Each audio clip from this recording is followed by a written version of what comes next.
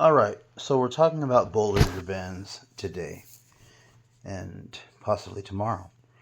These are the white lines that curve up and down. There's another white line here, and that'll be explained later on.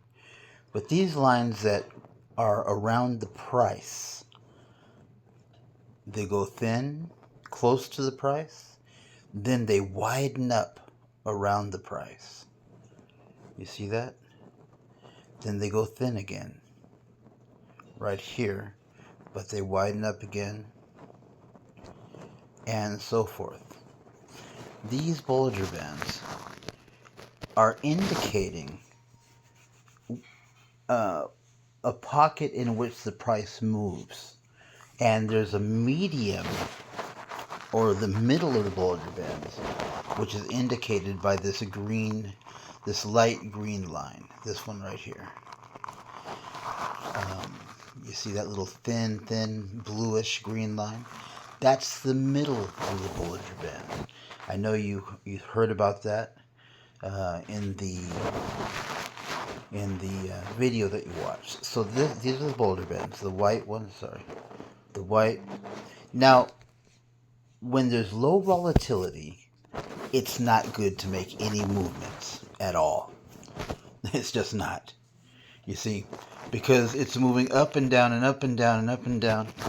So if you purchased here, there's a high probability that by the time that your purchase ends over here, that what's going to happen? It's going to be on a red candle. So while you purchased up here, it ends on a red candle, and you lose your money, right? But when the Bollinger Bands start to open up, and there's a little lip, you can see this little, I call it a lip, but you see this little upward angle. When you see that upward angle starting to happen, then you have an idea that that is the right time to purchase. And then sure enough, what happens? It starts going up. Let's see where we're at in actuality.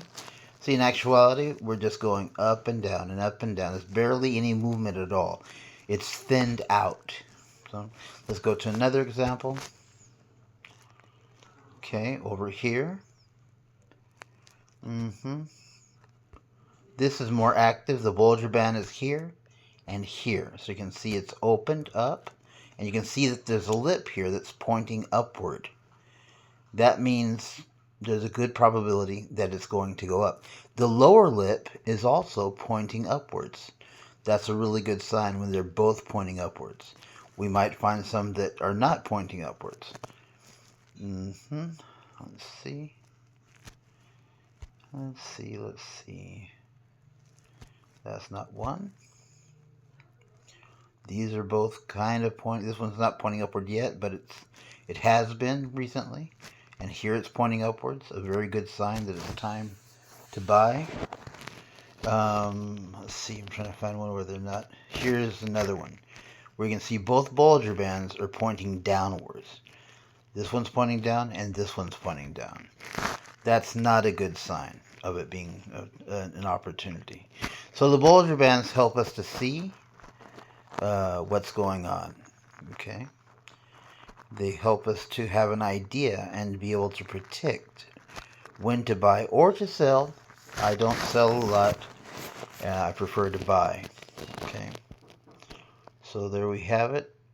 They can be going downwards or upwards and still be in a thin section where the price is barely moving at all. And we'll talk about that a little bit later. But for right now, what we were emphasizing on was when there's a thin, little narrow area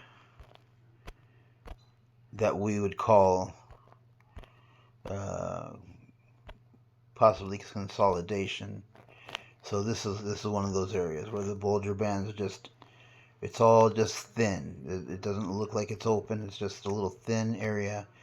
It's a confusing area. It's not well determined if you purchase it, if it's going to go up or down, until we get to an area where they call this a breakout.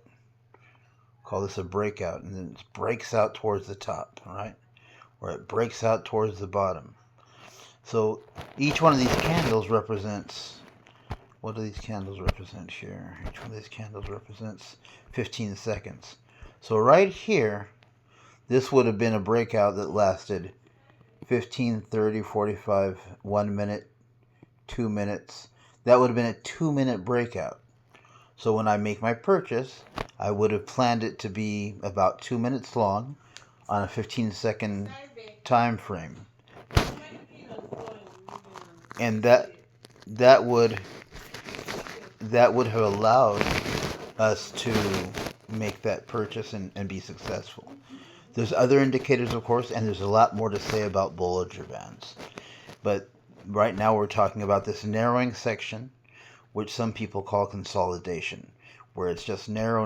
It looked like it was going to break out there, but it would have fooled you. You would have been in for 1 minute, and then it would have come down. So it's not always that evident.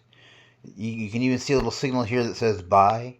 That's a signal that says purchase, but no, you can't always believe that either. There's certain times and certain conditions under which you will buy or sell. You can't just believe because they're telling you to buy that it's actually the right time. If you would have bought here for 2 minutes, you would have gone up 15 seconds, 30 seconds, 45 seconds, 1 minute, 1 minute and 25 seconds or 15 seconds, and then it would have come right back down. And you would possibly not have made any money at all. You would have lost money. All right, very good. That's one of your lessons on Bollinger Bands today.